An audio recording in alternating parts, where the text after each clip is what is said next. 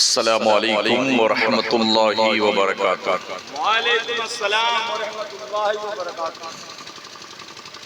अल्हम्दुलिल्लाहि नहमदुहु व नुसल्ली व नुसल्लिमु अला रसूलिहिल करीम। अम्मा बाद, फ़अऊज़ु बिल्लाहि मिनश शैतानिर रजीम। बिस्मिल्लाहिर रहमानिर रहीम। अफ़हसिब्तुम अन्नमा ख़लक़नाकुम अबसन व अन्नकुम इलैना ला तुरजऊन।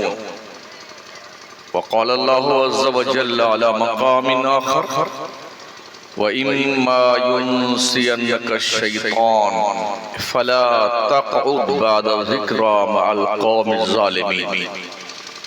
सदक़ल्लाहुल अज़ीज़।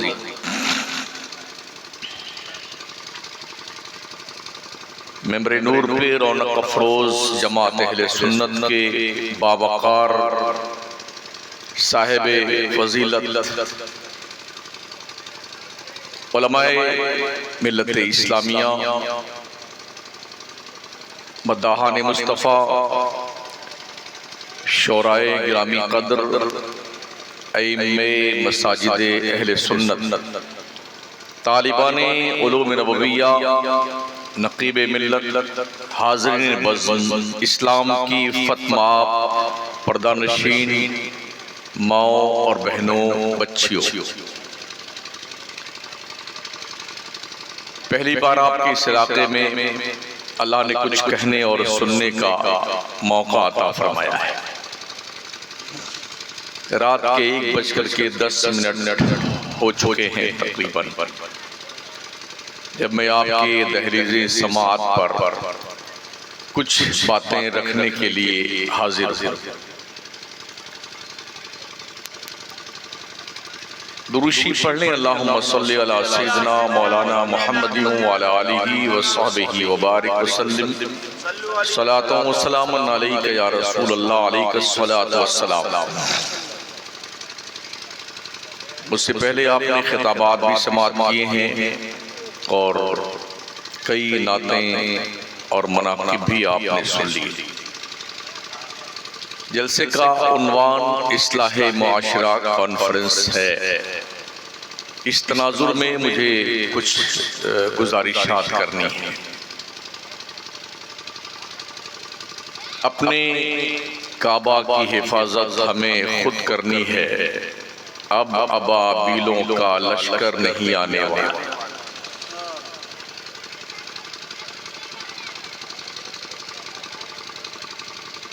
आलमी पैमाने पर जो हालात हैं वो किसी से ढके छुपे नहीं। एक ऐसी कौम को दुनिया के सफ़हे से मिटाने के लिए आलमी बिरादरी कोशिश कर रही है। जिस कौम ने आज के 1450 साल पहले हिजाज की सरजमीन से आंखें खोली और देखते देखते पूरी दुनिया पे छा गई, उस कौम को कौमे मुस्लिम कहा जाता है। आज की तारीख में पूरी दुनिया में सबसे तेजी से फैलने वाले मजहब का नाम मजहब इस्लाम है।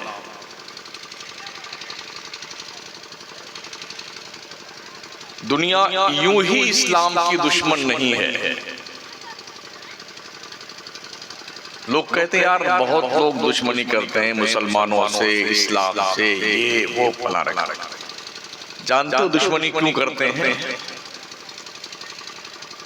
दुनिया की हर बुराई के खिलाफ सिर्फ इस्लाम खड़ा है। हर बुराई के खिलाफ अगर सीना सिपर कोई है तो मजहब इस्लाम है। तो दुनिया का उसूल ये है कि दुनिया अपना मफाद खत्म नहीं करना चाहती। बेहयाई के नाम पे, उरियानियत के नाम पे, नंगा नाच नाचने के नाम पे, बेशर्मी के नाम पे, छोटे छोटे कपड़े पहना करके, आधे आधे कपड़े पहना करके लड़कियों को नचवाने के नाम पर दुनिया का खरबों खरबों रुपए का कारोबार है। इसके खिलाफ कोई खड़ा है तो मजहब इस्लाम है। और उस इस्लाम मजहब को मानने वाली कौम कौम मुस्लिम खड़ी हुई है किसी हद तक।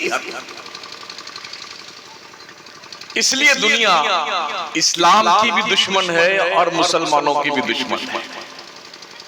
जब तक मुसलमान कामिल तौर पर इन बुराइयों का दुश्मन था, तो अल्लाह ने वो दिन भी दिखाए कि जिस तरफ मुसलमानों ने रुख किया, ज़माने उसके कदमों में समेटते भी दिखाई पड़े हैं। देखते देखते हिजाज की सरजमीन से उठने वाला पैगाम अमन व आशती यानी कि इस्लाम दुनिया के नक्शे पे छा गया। और ये खामखा लोग परेशान हैं कि हम इस्लाम खत्म कर देंगे।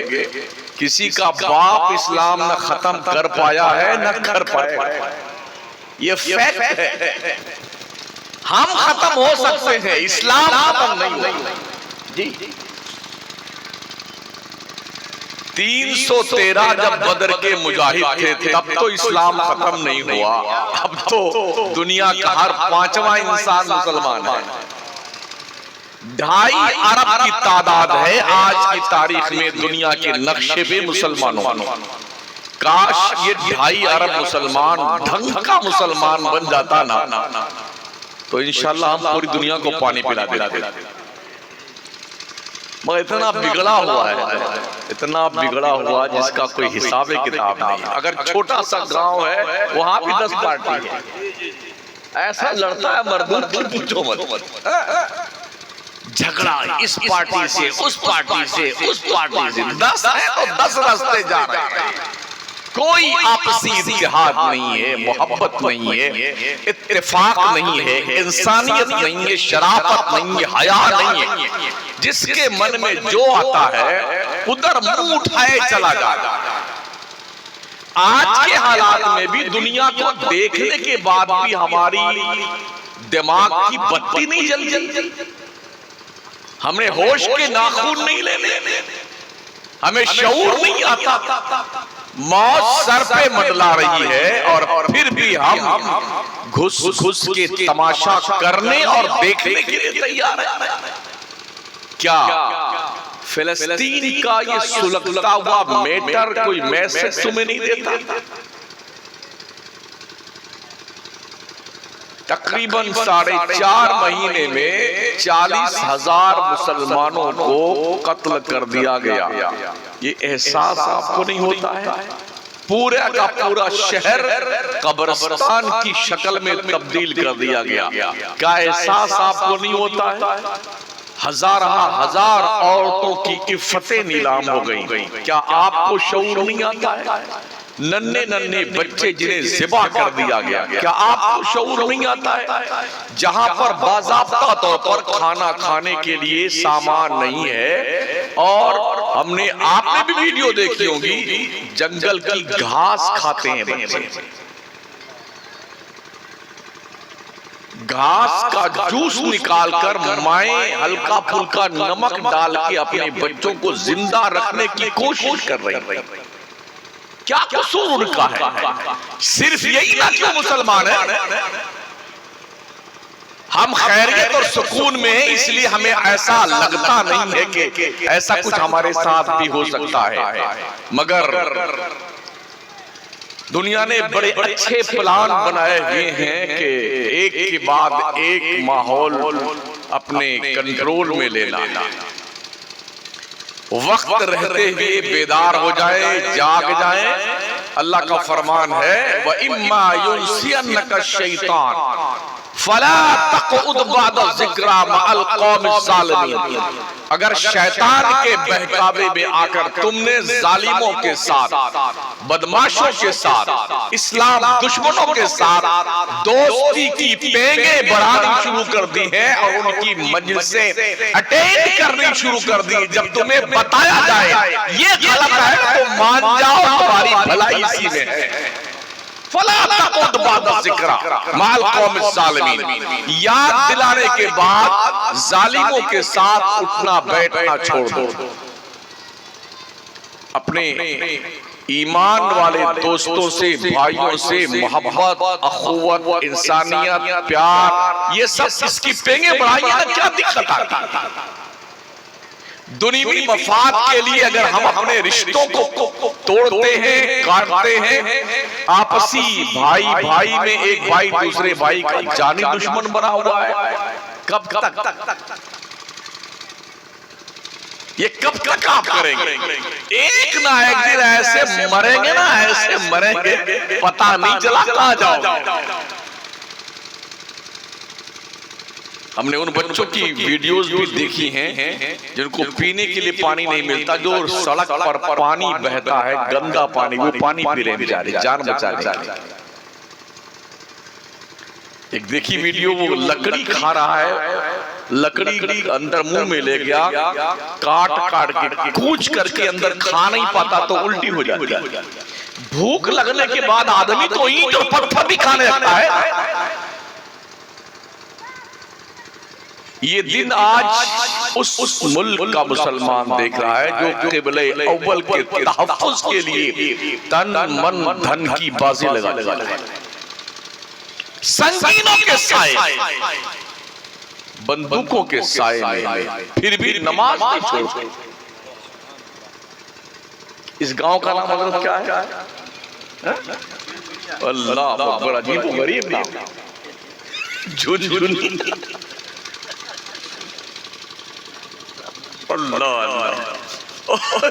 झुनझुनिया के लोगों, मुझे नहीं पता कि कितनी नमाजी आपके इस गांव में है, मस्जिद में कितने मुक्तदी जलवा फरमा होते हैं, लेकिन इतना जरूर जानता हूं कि हमारे सुन्नी इसी हैसियत से पहचाने जाते जो यको नमाज न पढ़े वही सराफत सुन्नी है।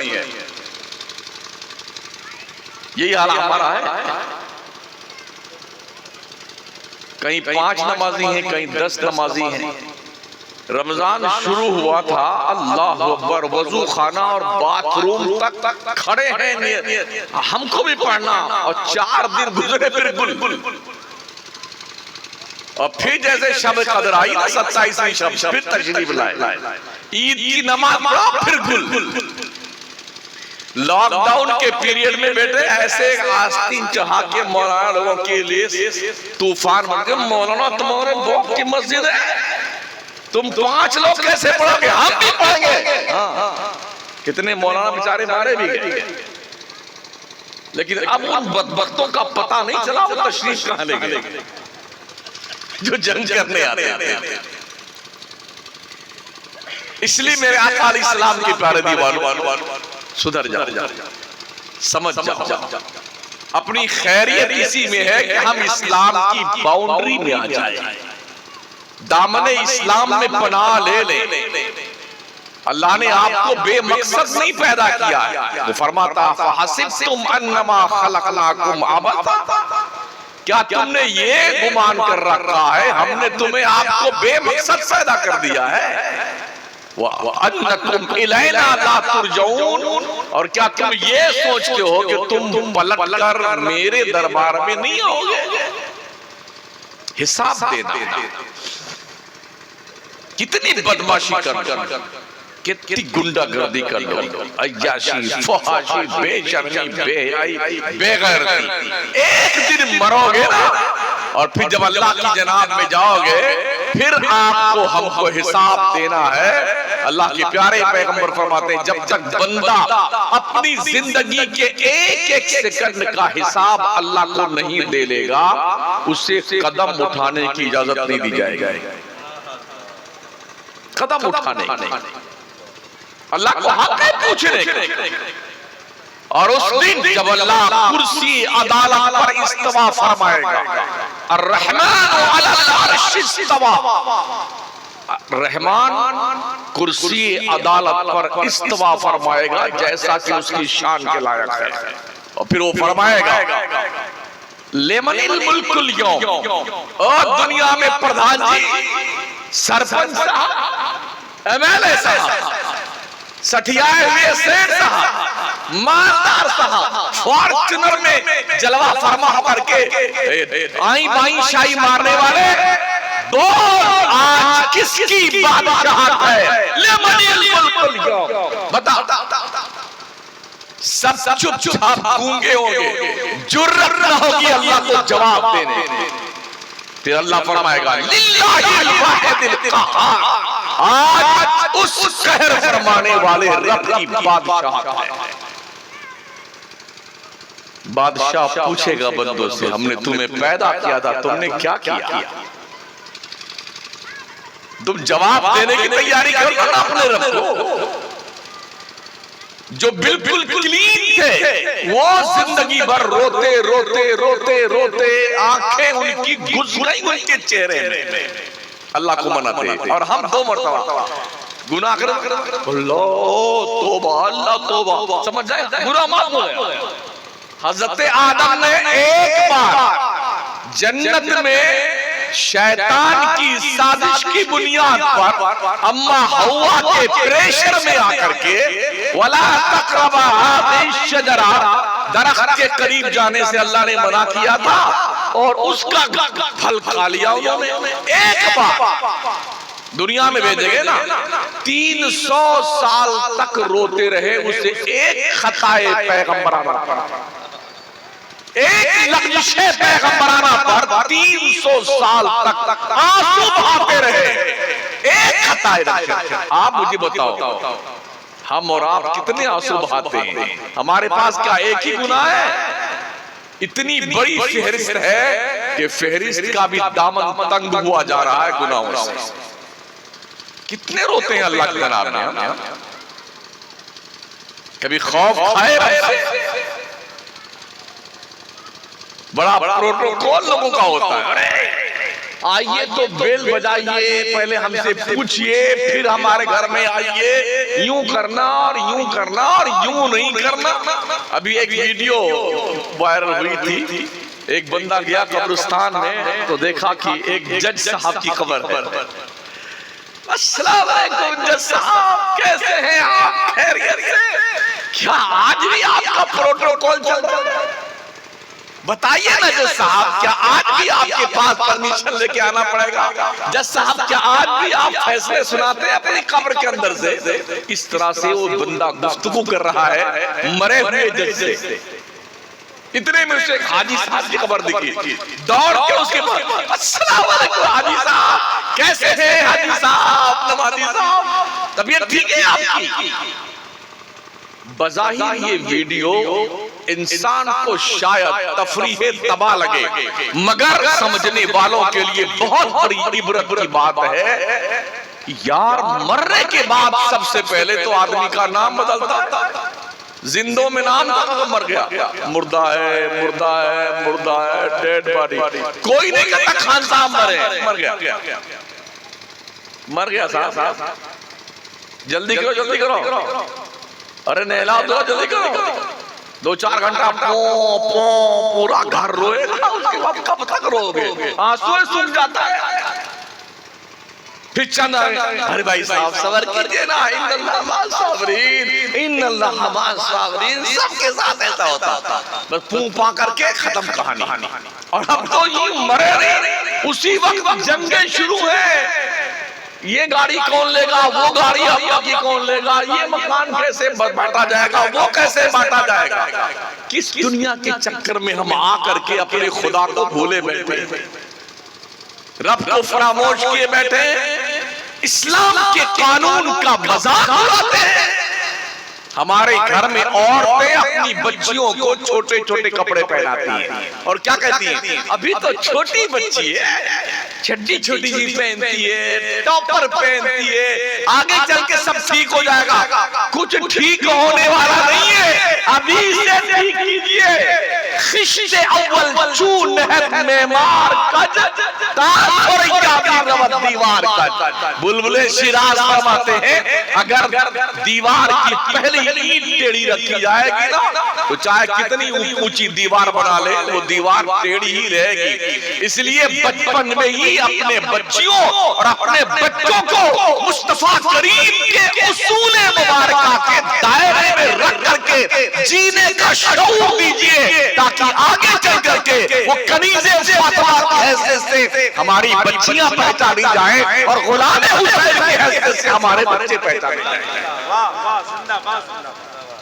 कोशिश कीजिए, यूरोपियन कल्चर, वेस्टर्न कल्चर, यहूदी कल्चर यही चाहता है मुसलमानों को नंगा करो। बड़ी हैरत होगी आपको ये सुन करके।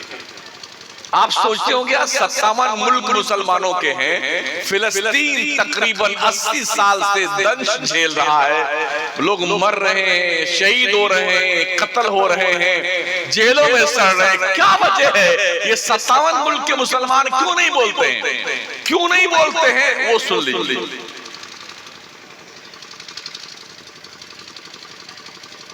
57 मुल्कों में, मुसलमानों के मुल्कों में दूसरे मुल्कों से गोश्त की सप्लाई होती खाने की, चाहे वो बैल का हो या भैंस का हो, बकरे का हो, मुर्गे का हो या दूसरी कोई चीज और हो। इन सब के गोश्त की सप्लाई गैर मुस्लिम, नॉन मुस्लिम कम्युनिटी के मुल्कों से गोश्त की सप्लाई होती है। वो कोई ज़बीहा अबिया नहीं करते हैं, झटके से मार करके वही गोश्त सप्लाई करते हैं। पूरा सऊदी, पूरे मुसलमान मुल्कों के लोग यही खा रहे हैं।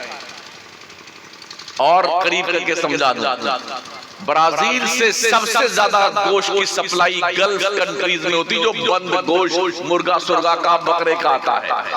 हमारे बासनी की हजरत मौलाना खालिद साहब जामई रोनाही से पारी थे, वो भी हैं, वहां पढ़ा रहे बरतानिया में। वो गए थे ब्राजील के उस इलाके का सर्वे करने के लिए जहां से गोश्त कट करके इस्लामी मुल्कों में आता है। उन्होंने रिपोर्ट पेश की थी, कई रिसालों में छपी थी, आज के तकरीबन 15 से 16 साल पहले। तो उन्होंने बताया कि इस तरह से लाइन से इधर सुअर का गोश्त, इधर कुत्ते का गोश्त, इधर बिल्ली का गोश्त, मुर्गे का, बकरे का, भैंस का वगैरह वगैरह डब्बे सब पड़े हुए हैं। जिसके हाथ में जो डब्बा आया उसको पैक कर रहा है। कोई मुसलमान ज़िबा करने वाला नहीं। अब उस किसी भी डब्बे में खिंजीर का भी गोश्त जा सकता है, कुत्ते का भी जा सकता है, बिल्ली का भी जा सकता है, मुर्गे के भी जा सकता है, बकरे का जा, उसको इकट्ठा करके यूं साइड में किया, ये मुल्कों में पार्सल कर दो। ये हालात हैं। जितने हमारे उम्रा करने जाने वाले लोग हैं, हज पे जाने वाले लोग हैं, ये सब भी वही खाते हैं, ये वही खाते हैं बंद गोश्त। हमें ईमान की हरारत कहां से पैदा होगी? मुर्दार खाते खाते दिल मुर्दा हो गए लोगों को। अगर अल्लाह तौफीक दे उम्रे की, हज की, चटनी रोटी खा के आ जाइए, दाल रोटी खा के आ जाना, मर नहीं जाओगे 15-20 दिन, महीना भर और 45-40 दिन में। समझ रहे हो? कम से कम इस सोद में मरे हुए जानवरों का गोश्त तो नहीं जाना चाहिए, कुत्ता बिल्ली हराम जानवरों का गोश्त तो नहीं जाना चाहिए। बकरे का खाते हो वो भी हराम हो गया, इसलिए कि बगैर बिस्मिल्लाह के दबा किया जाता है, काटा जाता है, इधर से मुंडी मारी जाती है, मशीन पे जमा कर दिया जाता है। इस तरह का गोश्त मुसलमान मुल्क खा रहा है। किसको आप समझेंगे? ये जिंदा लोग, ये सारे मुर्दे हैं, दलील लोग सारे मुर्दे हैं, मुर्दार खा खा करके। इसलिए फिलिस्तीन 80 साल से चल रहा है और कोई बोलने को तैयार नहीं। प्यारे आका सल्लल्लाहु तआला अलैहि वसल्लम के प्यारे दीवानों, अभी इस रमजान शरीफ ईद के मौके पर हमारे मुल्क में बिरादराने वतन ने मेहंदी लगाने की दुकानें हजरत खोली हुई हैं। ये जलसे किया कीजिए ना, तो हमारी बिरादरी की भी जिम्मेदारी है और आप सबकी जिम्मेदारी कि हमारी इस जलसे से हमारी कौम को कितना % फायदा हुआ, इसका थोड़ा तखमीना लगाया। हाँ, वरना बंद कर दीजिए जलसा करना। अगर हमारे जलसों से हमारी कौम की इस्लाह नहीं होती है तो ये गुब्बारा उबारा फुलाते रहिए घर में अपने, मत लगाइए स्टेज, सर्वे कीजिए। तो अज़ीज़ाने मोहतरम, इस बार पहली बार देखा गया गैरों ने बाज़ाब्ता तौर पर मेहंदी लगाने की दुकानें खोली, मर्दों ने। बड़ी अफसोस की बात मैं अर्ज कर, हमारे मुस्लिम बच्चियों और बहनों ने जाकर के गैर महरम कुफार और मुशरिकीन से अपने हाथों में यहां तक मेहंदी लगवाया। औरतें लगाती तो बात समझ में आती है, मर्द मेहंदी लगा रहा है और हमारी घर की औरतें बुर्का पोश खवातीन जाके मेहंदी लगवा रही। ये हराम कारियां जो हमारे घरों में हो रही है, आदमी परेशान नहीं होगा। इसके अलावा बालों की सेटिंग और कटिंग करवाने के लिए भी मुस्लिम कम्युनिटी की बच्चियां बहनें जाती हैं, और ये कारोबार करने वाले अक्सर बेशतर गैर लोग होते हैं जो मर्द होते हैं, और जाकर के वहां बाल की सेटिंग करवाते हैं। पूरे मुल्क में दुकानें खुली हुई हैं, बड़ी से बड़ी दुकानें। और ये भी हैरत की बात मैं आपसे अर्ज कर दूं, बड़े बड़े शहरों में बाज़ाब्ता तौर पर अपनी अपनी बीवियों को बदल करके दूसरी बीवी अपने घर में ले आते हैं। बड़े बड़े शहरों में जो बड़े बड़े जो बड़े पोश इलाके में रहने वाले लोग हैं ना, वो अपने मारुति में बड़ी बड़ी कारों में अपनी बेगम को ले जाते हैं, और 15-20 दोस्त बैठते हैं टेबल पर, अपनी अपनी चाबियां उसी टेबल पे रख देते हैं, शराब पीते हैं। उसके बाद जिसके हाथ में जिसकी चाबी आई, जिसकी गाड़ी में लगी, उस गाड़ी को लेके चला गया। इसकी बीवी उसके साथ जा रही है, उस अपनी गाड़ी के साथ, उसकी बीवी उसके साथ जा रही है। 7 दिन के बाद फिर वो आते हैं, फिर बीवियां बदलते हैं और बीवियां लेके जाते हैं। ये कारोबार भी हमारे इस मुल्क में चल रहा है। हैरत इस बात पर भी है, जो लोग मालदार कहलाते हैं मुसलमानों में भी, उनको भी ये बुरी लत लगनी शुरू हो गई। किस किस गुनाह का जिक्र किया जाए, किस किस खता पर कदम लगाई जाए, किस किस बात को ला करके कौम को मुतारफ करवाया जाए, जब हमारा पूरा का पूरा आवाज ही निकला। जिस कौम का हाल ये हो, अभी बेंगलोर की एक वीडियो बताई, हमारे हाफिज साहब जिन्होंने आज जिनका प्रोग्राम है, क्या नाम होता है, हाँ मकबूल साहब, अल्लाह मकबूल फरमाए। तो बेंगलोर की एक वीडियो आई थी, उसमें दिखाया गया था कि बेंगलोर में एक दिन में वहां का मुसलमान 5 करोड़ रुपए का समोसा खा जाता है। एक महीने के अंदर कितने समोसे हुए, कितने का? एक दिन का 5 करोड़ का समोसा, 1.5 अरब रुपए का जो कौम समोसा खा जाए एक महीने में, उस कौम के पास ना अस्पताल है, ना ढंग का स्कूल है, ना कॉलेज है, ना यूनिवर्सिटी है, ना ढंग का दारू, ना इंस्टीट्यूट है। जो कौम समोसे पे मरती हो, क्या बात है। वो है ना एक बंदा वली रहमानी नाम का, शायद बंगाल का है तो दूसरी कंपनी का, चड्डी एंड कंपनी का। उसने क्या कहा था, ऐलान किया था, हम मुसलमानों से पर हेड 1 रुपया चाहते हैं, 100 रुपए कॉलेज बनाने के लिए। 7 दिन में 7 करोड़ रुपए इकट्ठा किए उसने और कॉलेज बना दिया। और उसने ऐलान किया कि अब मुझे पैसे नहीं चाहिए, जब जरूरत होगी मैं फिर ऐलान करूंगा। हम लोग ऐसा क्यों नहीं कर पा रहे?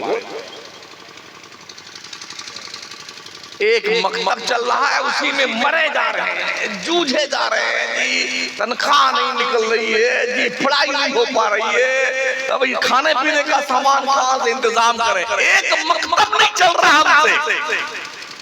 7 दिन में उसने 7 करोड़ कौम से लिए। हमें अपने ब्रेन को वॉश करने की जरूरत है, हमें जागरूक होने की जरूरत है। मदरसों को सिस्टमैटिक ढंग से जदीद तर्ज पर मुतारफ कराने की जरूरत है। फलसफा जो ओल्ड फलसफा यूनान का है, उसे तंदूर में गाड़ दो, उस फलसफे की जगह पर जदीद साइंस लेके आओ। हमें अपने बच्चों को क्वालिफाइड बनाना है, ग्रेजुएट बनाना है, इंग्लिश और अरबी का बाज़ाब्ता तौर पर माहिर बनाना है, और इंस्टीट्यूट कायम करके अपने बच्चों को सही समत में उनको डायरेक्शन देने की जरूरत। बड़ी खुशी की बात हुई, अभी यूपीएससी की सिविल सर्विसेज में इसी हफ्ते में मुसलमानों में से 50 लड़कों और लड़कियों ने कंपटीशन फाइट करके और अब वो नौकरी पाने वाले। बेदारी आ रही है, हमारी इस बिरादरी को भी बेदार होना चाहिए। उलमा की बिरादरी को भी। और जो बच्चे कुरान हिफ्ज कर सकते हैं उसके सामने कौन सा इल्म क्या बताता है यार? कोई भी सारे इल्म दुनिया के कुरान की दहलीज के कनीज की हैसियत रखते हैं। इसलिए अपने बच्चों पे मेहनत करने की जरूरत है। शऊर के माहौल में आइए, जागरूक हो, बेदार हो, पैसे बर्बाद मत कीजिए। अगर हम अपने बच्चों को कॉन्वेंट स्कूल में डालते हैं, उनका अकीदा भी जाता है, अमल भी जाता है। आप भी देखते होंगे वीडियोस वगैरह, बहुत सारे बच्चे खड़े होते हैं, पत्रकार पहुंचते हैं, भाई साहब आप मुसलमान हैं? जी हाँ। क्या नाम है? अब्दुल्ला नाम है। क्या आप बता सकते हैं कि इस्लाम के पैगंबर का क्या नाम था? तो वो सर खुजाता,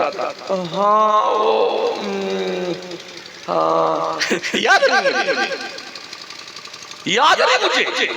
कहा जो कितनी किताबें आसमानी उतरी हुई है, कहाँ सुना तो है लेकिन कन्फर्म बता नहीं सकता। कौन करा है? मुसलमान करा हुआ।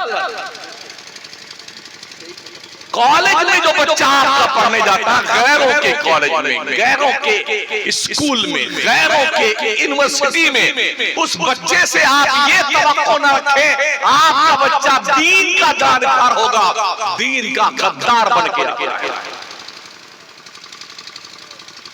जिसे अपने पैगंबर के नाम का पता ना, उनके माँ बाप का भी नाम पूछा तो कोई बता नहीं सकता। ऐसी कई वीडियो पड़ी यूट्यूब पर। हाथ कंकर को आरसी क्या, पढ़े लिखे को फारसी क्या, बिल्कुल देख लीजिए। कल में तैयबा नहीं पढ़ सका मुसलमान का बच्चा जो कॉलेज में पढ़ता है, तो क्या हम ऐसी कॉलेज नहीं खोल सकते हैं जहां पर दीन और दुनिया की दोनों तालीम का संगम हो? हमारा बच्चा एक तरफ अगर डॉक्टर बने तो एक तरफ मौलाना बन के तैयार हो। हमारा बच्चा अगर लॉयर बने तो कम से कम एक ढंग का आलिम बन के निकले। हमारा बच्चा अगर एक इंजीनियर बने तो कम से कम हमारा बच्चा एक शानदार फाजिल भी बने, दीनियात का जानकार भी। ये उसी वक्त मुमकिन होगा जब हम अपने पैसों को ढंग से, अपने बच्चों के भविष्य को रोशन बनाने के लिए कोई अच्छा सा इक़दाम करेंगे, तब ऐसा मुमकिन है।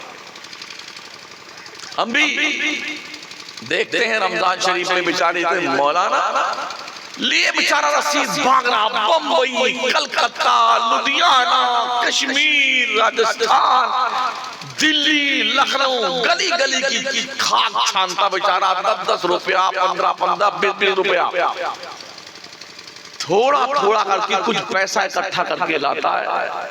कितनी मुश्किल से मदरसा चलाता है, किताब भी फ्री देता है, कहीं कहीं कपड़े भी फ्री मिलते हैं, बीमार हो जाए दवा फ्री दी जाती है, खाना फ्री दिया जाता है। फिर भी हमारी कौम का मिजाज देखे, अपने बच्चे को जो ढंग का बच्चा होगा उसे मदरसा नहीं भेजता है।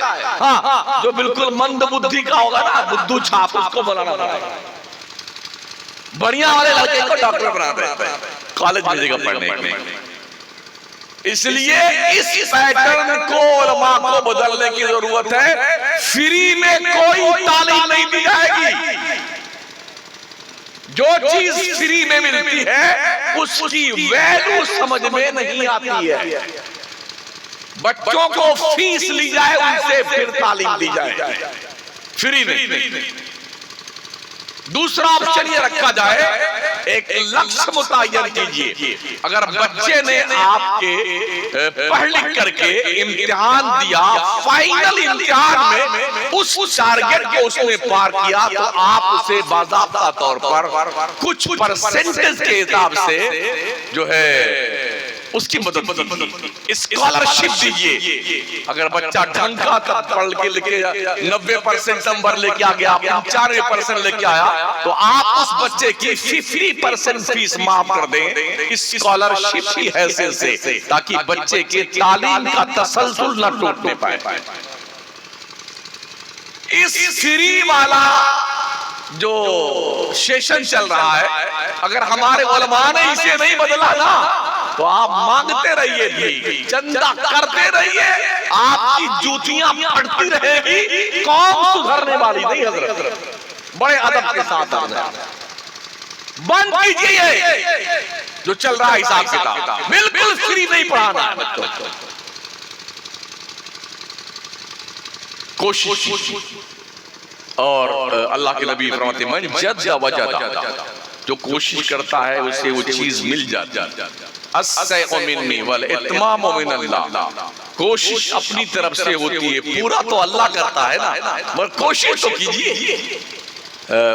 इसे सूए इत्तेफाक कहें या हुस्ने इत्तेफाक कहें कि मैं रात के उस हिस्से में आपको जो है जगा कर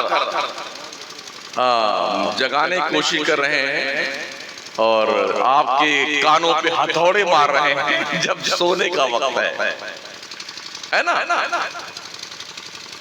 तो मैंने ये सुना है छोटे छोटे गांवों में भी मुसलमान कई खानों बटा हुआ है।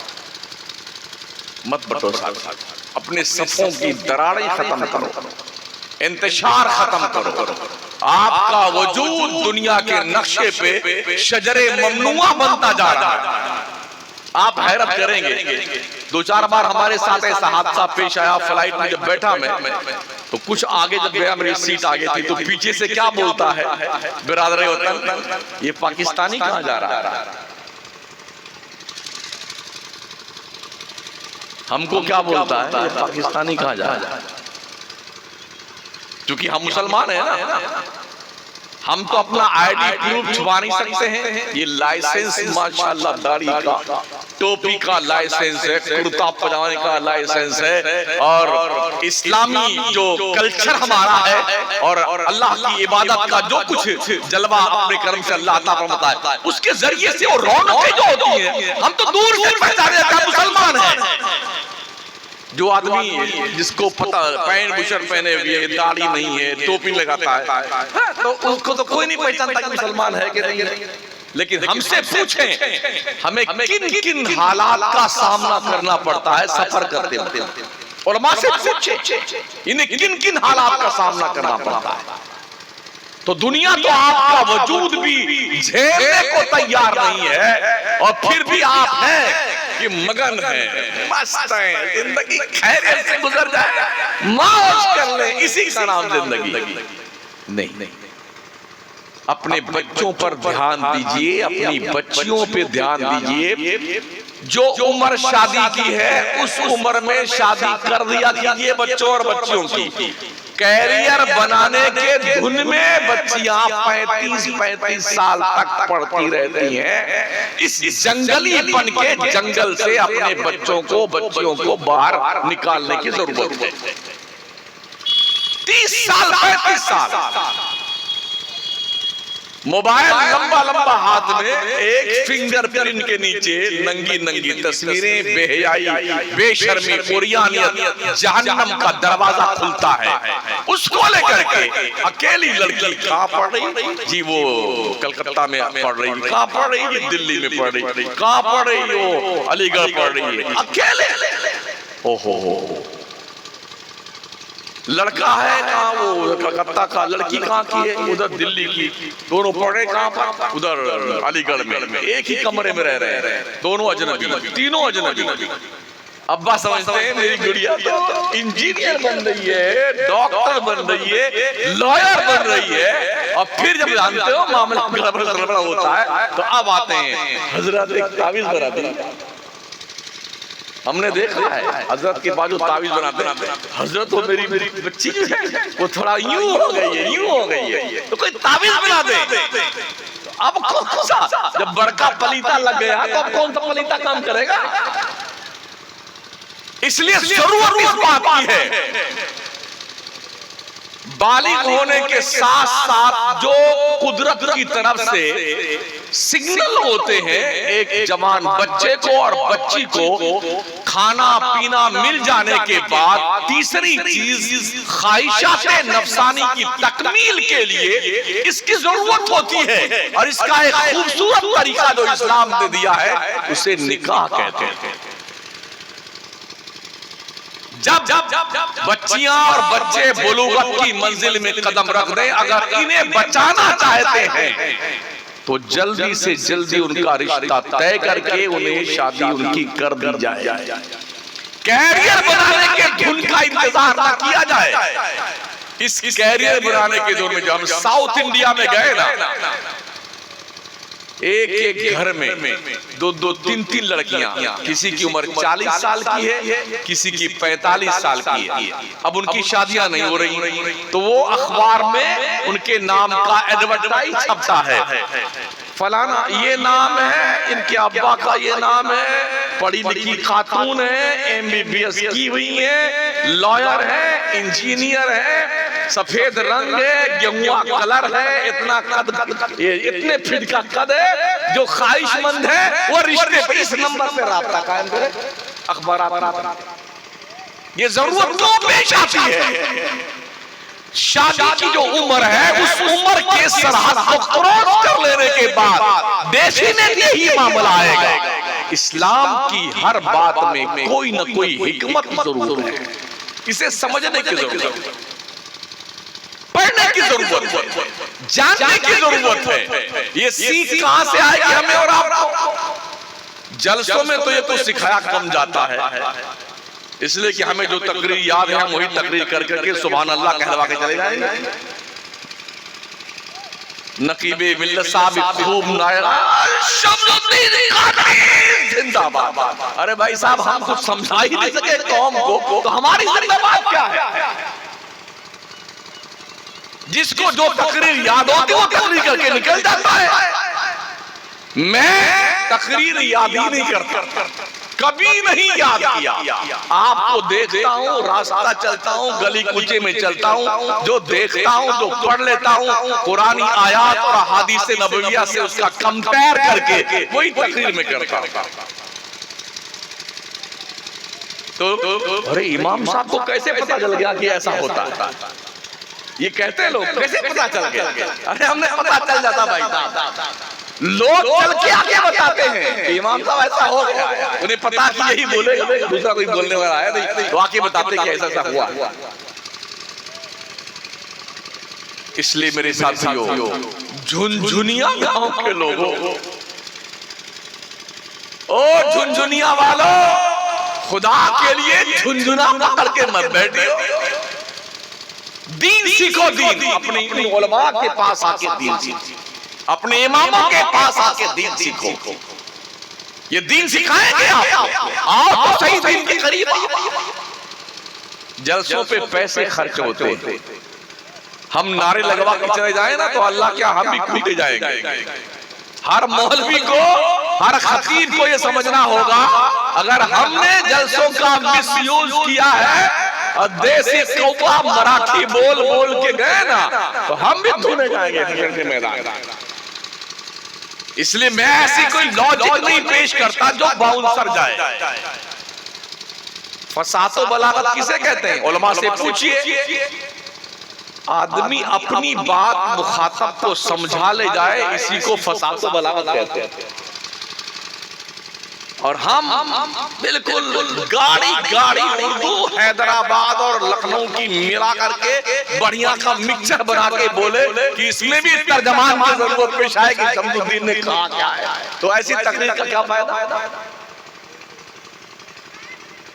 जितने लोग जाग रहे हैं उतने सुन लें, क्योंकि 1:10 तो पर मैंने शायद 15 पे तकरीर शुरू की थी और 2 बजने में 4 मिनट बाकी रह गए हैं, तो कोई 15 मिनट और बर्दाश्त कर लीजिए। मैंने आपका खाना खाया, उसे तो हलाल कर लूं।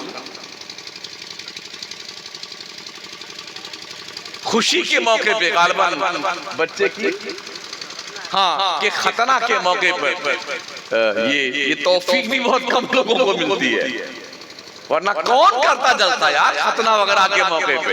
इसमें आदमी सोचता हुल्लड़ मचाएगा।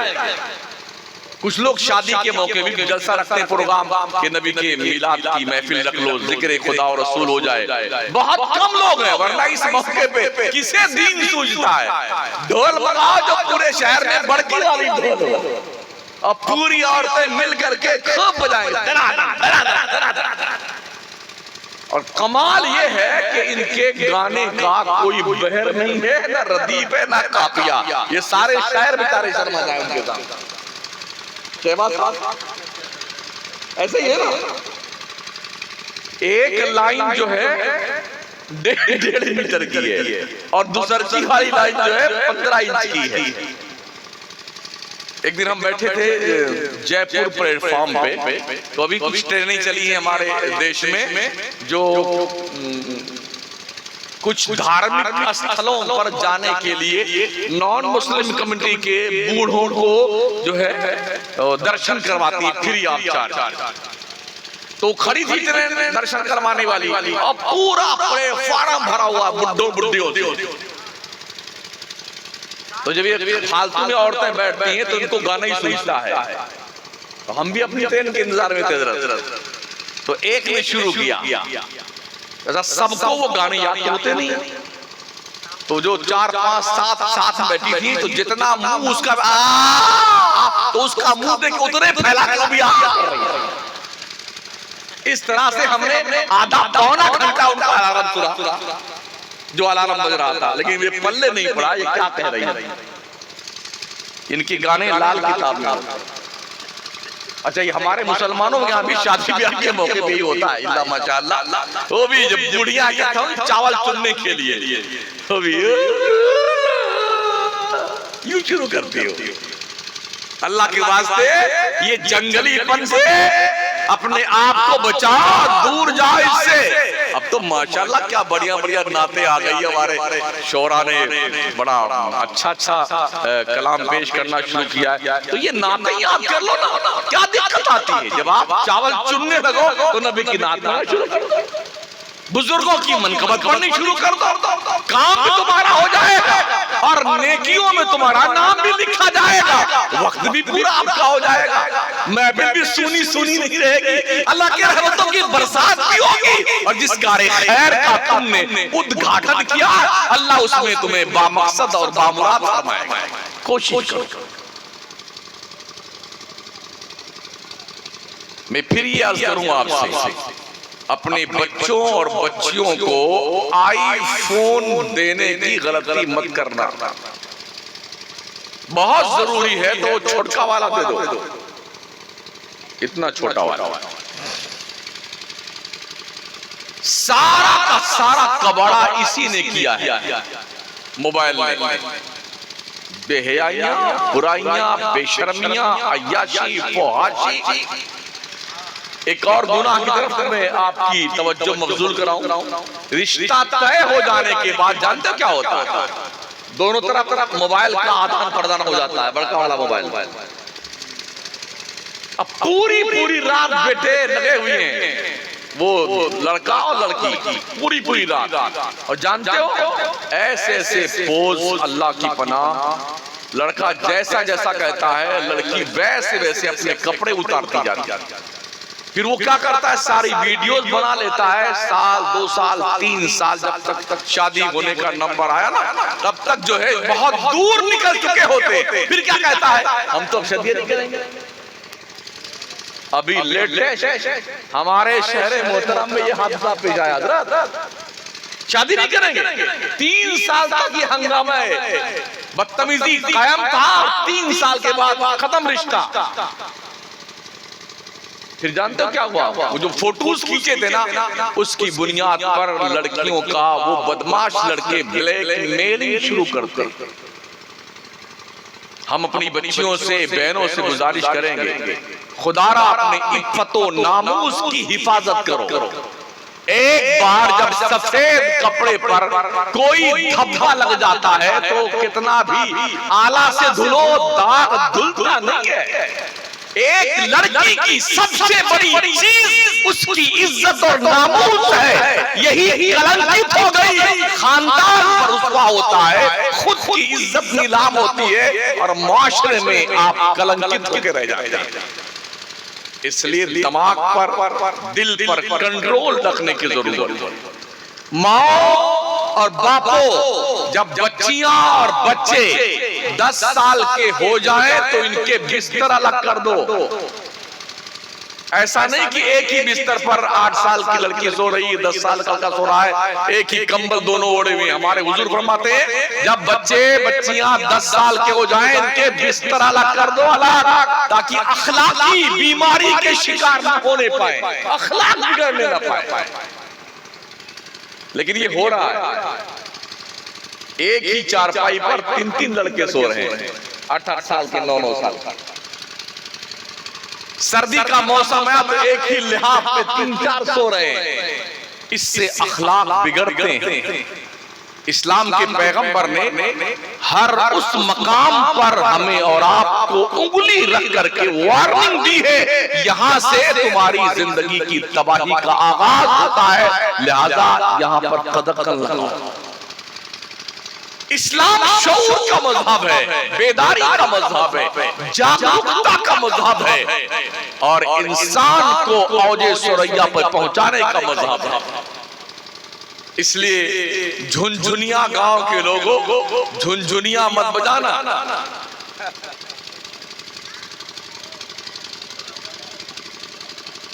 जितने भी मैं आया भी रास्ते में तो मुझे डर लगता था, मैं जहां जलसा है वहां तक पहुंच के नहीं पहुंच पाऊंगा। ऐसा ऊबड़ खाबड़ रास्ता, जंगल में, अल्लाह खैरियत पहुंचा देना। खैर पहुंच गए यहाँ। मैंने पूछा भाई जहां ले चल रहे हो, कोई तकरीर सुनने भी आएगा कि नहीं आएगा? एक को गांव नहीं दिखता इधर उधर, कहां से लोग आएंगे? मालूम है शादियां बहुत है, सहालत चल रही है। ये भी मैं अर्ज कर दूं आपसे, शादियां मस्जिद में करना शुरू कर दो। झुनझुनिया गांव के लोगों, शादियां मस्जिद में करना शुरू करो ताकि मंडप के खर्चा से बच जाओ। ना मंडप लगाना, ना सजावट करना, कुछ नहीं। और शादी वही बरकत वाली होती है, हमारे आका फरमाते हैं, जिसका खर्चा बहुत कम हो। आदमी बुढ़ा गया कमाते कमाते कमाते कमाते कमाते कमाते, 1-2 बच्चे की शादी करते कमर झुके बेचारे, 5 लाख 8 लाख 10 लाख रुपया कमा करके फिर जा करके, इसलिए कि कौम के भेड़ियों की तोंद भरती नहीं है। जब तक बुलेट नहीं मांगेंगे, जहेज का लानत का तोबड़ा नहीं उठाएंगे, 4 व्हीलर नहीं भिखारी मांगेगा, तब तक चैन नहीं आता। इसलिए शादियां मस्जिद में करनी शुरू करो। हमारे नबी ने हर शादी मस्जिद में ही की। साहबा भी मस्जिद में ही शादी करते थे, कोई बारात नहीं। अरे बारात लेके जाएंगे। हमारे इलाके में भी ऐसे ही है। वैसे हम तो हैं गोंडा यूपी के, चौराहे पे खड़े हुए थे, एक बारात जा रही थी, 25 स्कॉर्पियो थी, 10 में तो आदमी थे और 15 में सिर्फ ड्राइवर था।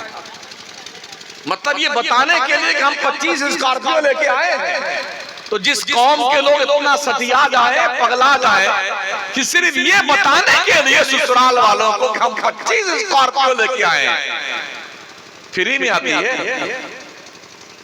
क्यों बदमाशियां करते? बड़े बड़े शहरों में हॉल बुक करते हैं ना, 2-2, 3-3, 5-5, 10-10 लाख रुपए का हॉल बुक होता है।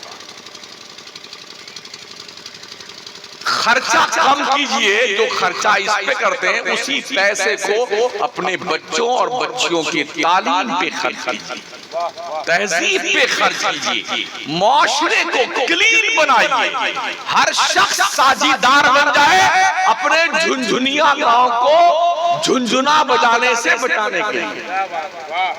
सब जिम्मेदार हो, कुल्लुकुम राई व कुल्लुकुम मस्ऊल अन रइयतिही। तुम में का हर शख्स चरवाहा है, निगहबान है, उसकी रेवड़ के बारे में उससे पूछा जाएगा।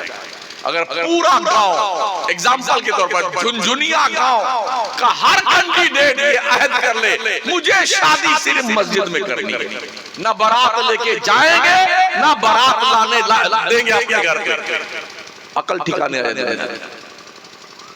और फिर कोई बाप अपने बेटी की शादी करने के गम में ना तो कुएं में डूब के मरेगा, ना कोई माँ जहर खा के मरेगी, ना कोई दंपति आग लगा के मरेंगे, बल्कि इज्जत के साथ शादियां होगी और मुआशरा साफ सुथरा होगा। शायद इस्लाह मुआशरा इसी को कहते हैं।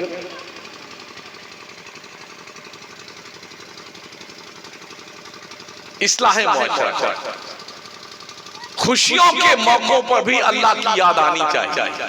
गम में तो सभी याद करते हैं, कभी खुशियों में याद किया जाता। और कोई वक्त नहीं लगता भाई। अभी हमारे महल्ले के शख्स को फौरन अटैक आया 15 रमजान के बाद। एक अटैक आया तो एक छल्ला लगा, छल्ला लगते लगते दूसरा अटैक आ गया, फिर दूसरा छल्ला लगा, फिर तीसरा वाला अटैक आ गया, 3 आ गए। तो फिर डॉक्टरों ने फैसला सुना कि अब तो बाईपास ही होगा साहब। तो ईद के 1-2 दिन पहले जो है बाईपास हुआ और उसके बाद इंतकाल फरमा गए।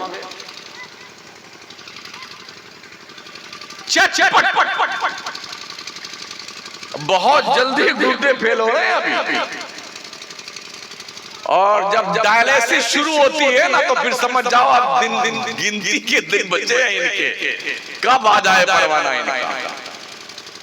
जिसकी भी डायलिसिस शुरू हुई हमने देखा है, लाखों लाख रुपए पानी की तरह बह गए, पूरा घर भिखारी बन जाता है। इसलिए पैसे अगर हैं, अल्लाह ने दिए हैं, तो इन पैसों की कदर करो, बेमकसद पैसे बर्बाद मत करो, काम पे खर्च करो। रहने के लिए अगर 2 कमरे काफी होते हैं तो जरूरत नहीं कि बड़ी बखरी बनाओ कि औरतें दिन में बेचारी झाड़ू लगाती हैं, ये कमरा भी साफ करना, ये भी साफ करना, इधर जाला लग गया, ये भी हो रहा हमारे। जरूरत हमें साल भर में 4 जोड़े की है कपड़े की, इंशाल्लाह साल भर चल जाएगा 4 जोड़ा, मगर नहीं, 4 गर्मी का, 4 ठंडी का, 4 बरसात का। जिस कलर का ड्रेस उसी कलर का जूता, औरतों के उसी कलर के बुंदे बालियां और चूड़ियां। ये फजूल खर्ची नहीं थी क्या? इस फजूल खर्ची को पूरा करने के लिए बाप पर प्रेशर, माँ पे प्रेशर, भाई पर प्रेशर, शौहर पर प्रेशर। हमारे आका फरमाते हैं, अल्लाह की पनाह उस औरत से जिस औरत का शौहर उसकी औरत से मुतालबे से बूढ़ा हो जाए। अब शौहर कमाता है 8,000 रुपए और बेगम ने 10,000 रुपए का मेकअप का सामान मंगा लिया, तो बूढ़ा नहीं होगा शौहर। हमारे नबी फरमाते हैं, उस औरत से अल्लाह की पनाह जो औरतें अपने शौहरों को वक्त से पहले बूढ़ा कर देती हैं। फरमाइशें कर इस तनाजुर में एक बात और अर्ज कर दूं। एक शख्स था बेचारा, बड़ा बाप भी बड़ा जो है मुकद्दस होता है। अब कुछ शायरों ने 2-4 शेर बाप की शान में लिखने शुरू किए हैं, वरना सिर्फ अम्मे की शान में लोग शेर लिखते थे। शहबाज भाई है नहीं? हाँ, बस माँ की शान में। भाई साहब, बाप समंदर पे क्यों चुप रहता है जी? बाप जो है ना, समंदर पी के भी खामोश रहता। कुछ नहीं, हमने देखा दुबई में देखा है, एक बाप अपने फैमिली की इज्जत बचाने के लिए जानते क्या करता है? 2 घंटा किसी की गाड़ी साफ करता है, 2 घंटा किसी का सामान बोरी सर पे कांधे पे लाद करके शेख के घर पहुंचाता है, 2 घंटा गार्डन में पानी चलाता है ताकि उसका झाड़ फन्नू सूखने न पाए, फिर जाके कुछ पैसा इकट्ठा करता है। सुबह नाश्ता नहीं करता है, एक चाय पीकर रहता है। आंखों देखी बात है, दोपहर को भी खाना नहीं खाएगा। शाम को हमने देखा, बौरियों का जमात खाना है दुबई में, बौरी वाला टोपी रखा हुआ है हमारा मुसलमान, बौरी का टोपी। शाम को उसी टोपी को लगा लेगा और झट से बौरी की जमात खाना में जाएगा, वहां खाना खा के जाएगा ताकि पैसा बचे और घर भेजे। और यहाँ गुड्डू क्या सोचते, मेरा बाप दुबई को, मेरा बाप सऊदी कमा रहा है, हो बढ़िया बढ़िया गाड़ी लेके बुर्र चलाता है बेटा। और सेठानी साहब जब बाजार निकलती है ना, तो दुकानदार पहचानता, वो दुबई वाली आ गई। जो सुना हूं और देखा हूं वही कह रहा हूं। दुकानदार बताओ दुबई वाली सेठानी आ रही है, वो गड्डी निकालती है पूरा कला कला नोट अपनी सेठानीपन दिखाने के लिए। उस बाप को देखो, उस शौहर को देखो जो अपने नाश्ते के लिए पैसा इस्तेमाल नहीं करता कि बच्चों के काम आए, उसकी सेठानी का यह हाल यहाँ पर। ये कपड़ा फट जाता है, पीठ का हिस्सा कपड़ा बोरी लादते लादते हमने देखा। तो मैं अर्ज करने जा रहा था, एक शख्स था बेचारा, तो तनख्वाह कम थी उसकी, मगर उनकी बेगम साहबा रोज मुतलो, जब से मेरी शादी हुई मैंने तेरे घर में चैन नहीं देखा, सुकून नहीं देखा, ये फटे फटे कपड़े, मुझे ये चाहिए मोबाइल बड़का वाला। वो बेचारा जाए कमाए और कमा के लौटे तो पैसा उतना नहीं मिलता था कि बड़का मोबाइल लेके आए। तो एक बार उसने खत लिखा अपनी बेगम के नाम की, बेगम गरीबी है, मेहनत करता हूँ मैं बहुत ज्यादा, लेकिन इतने पैसे नहीं मिलते कि मैं तुम्हें मोबाइल खरीद के लाके दूं। अगर मोबाइल ले आऊंगा तो फिर बच्चों का खर्चा कैसे चलेगा, पढ़ाई का कैसे क्या होगा। अल्लाह ने अगर तौफीक बख्शी, मेहनत कर रहे हैं तो एक दिन लाके हम तुम्हें देंगे। ये लेटर लिख करके उसने ड्रॉ में रख दिया। नारे तकबीर, नारे तकबीर, खड़े हो जाए, नारे तकबीर, नारे रिसालत, नारे रिसालत। इस्लाह माशरा कॉन्फ्रेंस, फैजान हुजूर सदरुल फाजिल, खानदान हुजूर सदरुल फाजिल, खानदान हुजूर सदरुल फाजिल, नबी रहे हुजूर सदरुल फाजिल, नबी रहे हुजूर सदरुल फाजिल, शहजादे हुजूर फिदाए मिल्लत हजरत अल्लामा मौलाना मुफ्ती सैयद बख्तियारुद्दीन साहब क़िबला, हजरत अल्लामा मौलाना मुफ्ती सैयद बख्तियारुद्दीन साहब क़िबला, अल मारूफ शिबली मियां साहब क़िबला, आले नबी औलादे अली। बैठ जाएं, मेरा वक्त पूरा हो रहा है, 2.5-3 मिनट ज्यादा से ज्यादा। तो मैं अर्ज कर रहा था कि उसने वो लेटर लिखा अपनी बीबी के नाम और ड्रॉ में रख दिया। घर से निकला फिर कमाने के लिए, 2 बच्चे थे उसके। तो बेगम ने गुस्से में कहा, अल्लाह करे तेरा एक्सीडेंट हो जाए। और तो ऐसे अब शब्द मत निकाला करो, हो सकता है कबूलियत का वक्त हो और अल्लाह कबूल कर। उस बीवी ने अपने शौहर का कहा, अल्लाह करे तेरा एक्सीडेंट हो जाए। बेचारा घर से निकला, कुछ ही दूर गया था, किसी गाड़ी की टक्कर लगी और गिरा, मर गया। कबूलियत का वक्त था, जबान से निकली बात, अल्लाह ने कबूल कर। शोर मचा रहे, वो अकबर मर गया, अकबर मर गया, अकबर का एक्सीडेंट हो गया। जब खबर घर पे पहुंची तो ये भी भागती भी गई अपने बच्चों के साथ, अरे अकबर तू वापस आ जा। अब क्या खाका फंसाएगा, मुझे कुछ नहीं चाहिए, मुझे मोबाइल नहीं चाहिए, वापस आ जा। अब पोंपो बजा गया तो गया काम से। हाथ में वो लेटर भी था जो खत लिखा था शौहर ने अपनी बीवी के नाम। अब उसको पढ़ती जाती है, रोती, अब सिर्फ आंसू रह गए।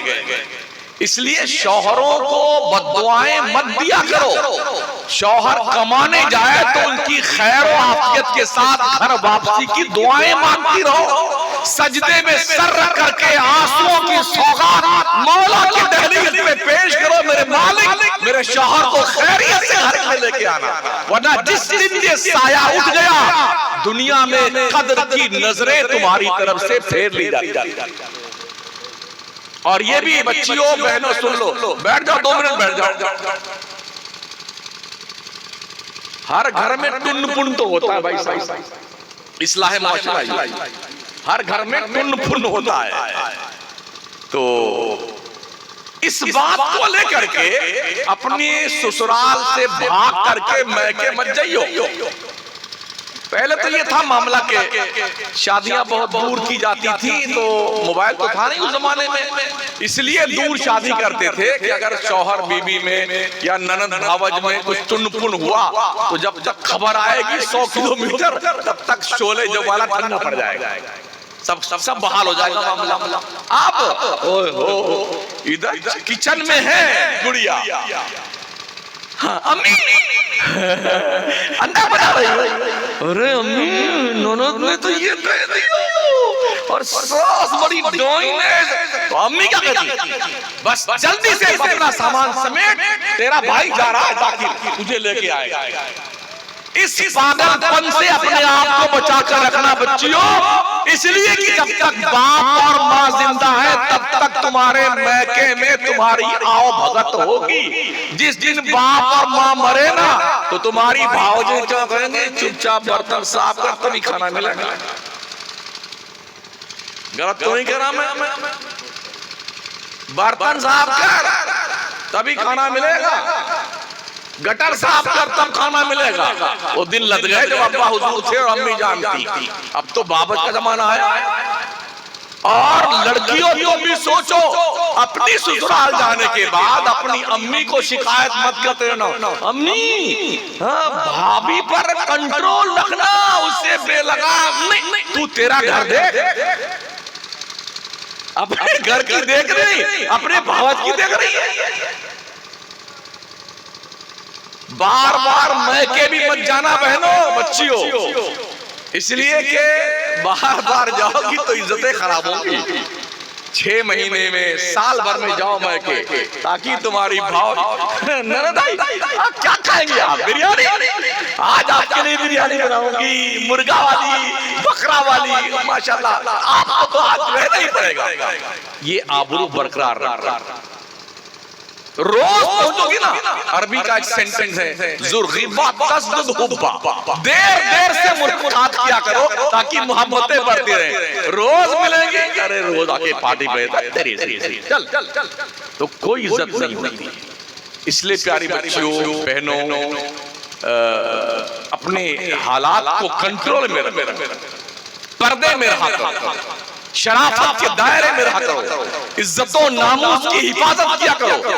अल्लाह तुम्हारी गोद में अगर कोई फूल खिलाए तो उसकी ढंग से तरबियत किया करो, परवरिश किया करो, अपनी बच्ची को कनीज़े फातिमा बनाया करो, अपने बच्चों को गुलाम मुस्तफा बनाया करो। ये उसी वक्त मुमकिन होगा जब घर का माहौल इस्लामी माहौल के अंदर तब्दील होगा, तभी मुमकिन है। इसलिए झुनझुनिया गांव के लोगों, शायद ये स्कूल है आपका, हाँ, जिसमें हम आराम फरमाते अभी तक। हाँ ये स्कूल है माशाअल्लाह। मदरसा किधर है ये तो मुझे नहीं पता है हजरत नहीं है मदरसा। अल्लाह अकबर, मदरसे नहीं है,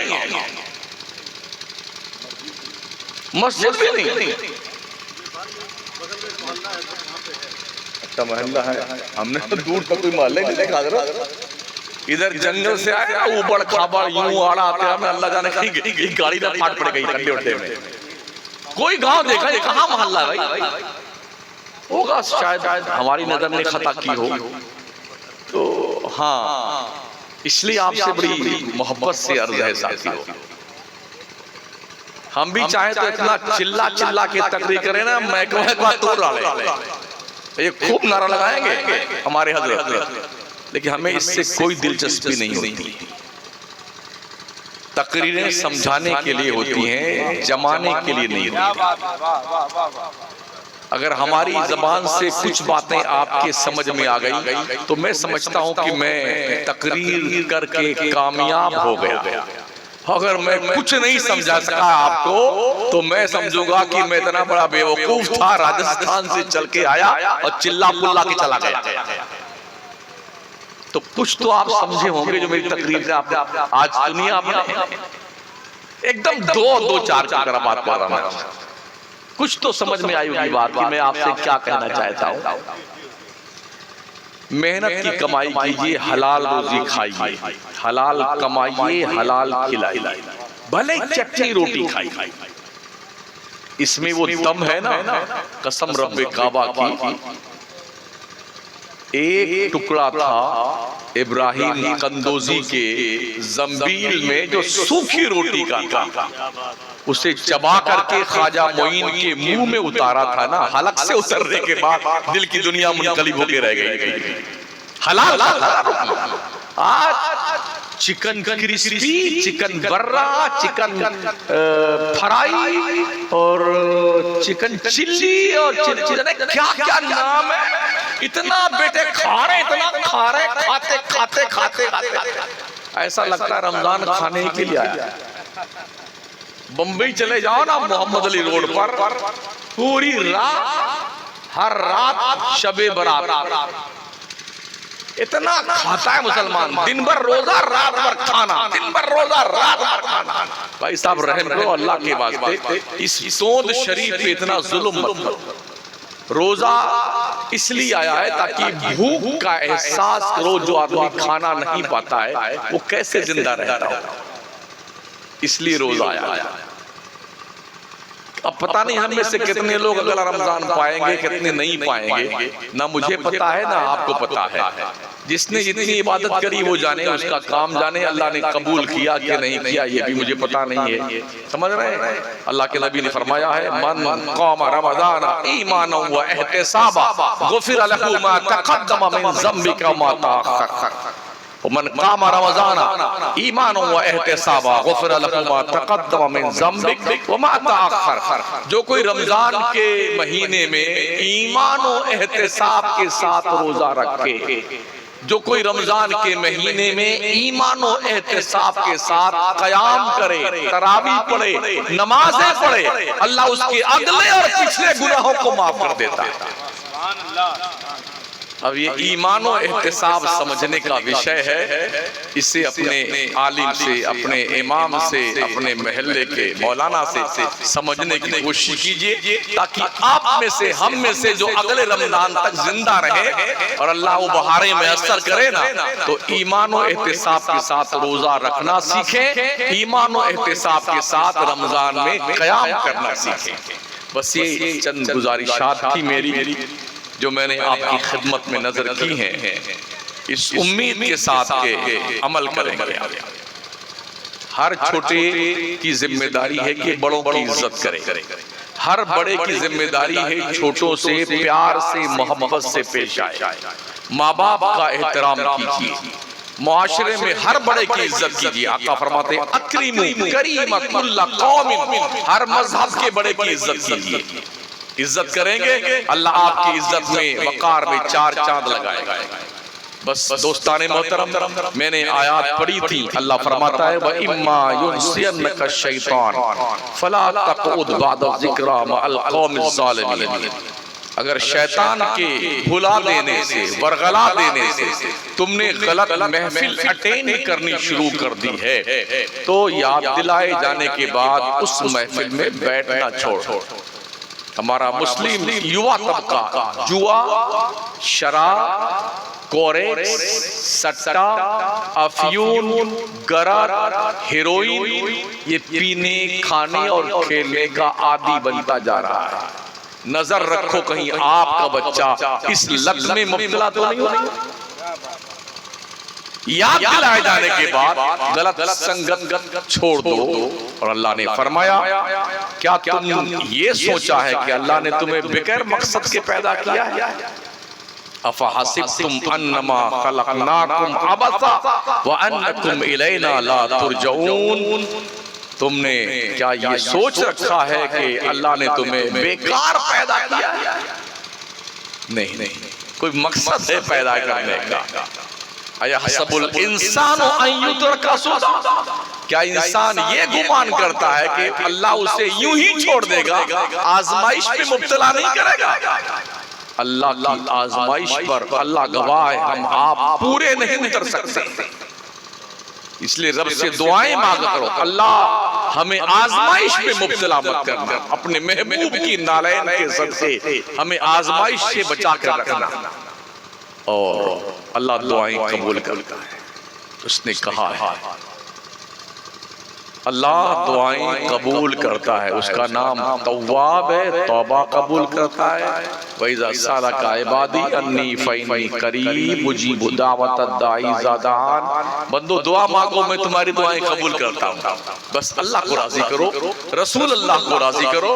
सेठ, साहूकार, MP, MLA, मिनिस्टर, प्रधान, सरपंच, सरपंच, इनको राजी करने के बजाय अल्लाह को राजी करो। अल्लाह राजी हुआ तो ये सब ठीक हो जाएंगे बेटे, और अल्लाह नाराज हो गया ना तो कीड़े मकोड़े तुम्हें खा करके मार डालेंगे। अस्तगफिरुल्लाह रब्बी मिन कुल्लि ज़ंबिन व अतूबु इलैह। ला इलाहा इल्लल्लाह मुहम्मदुर रसूलुल्लाह। अस्सलामु अलैकुम व रहमतुल्लाहि व बरकातुहू।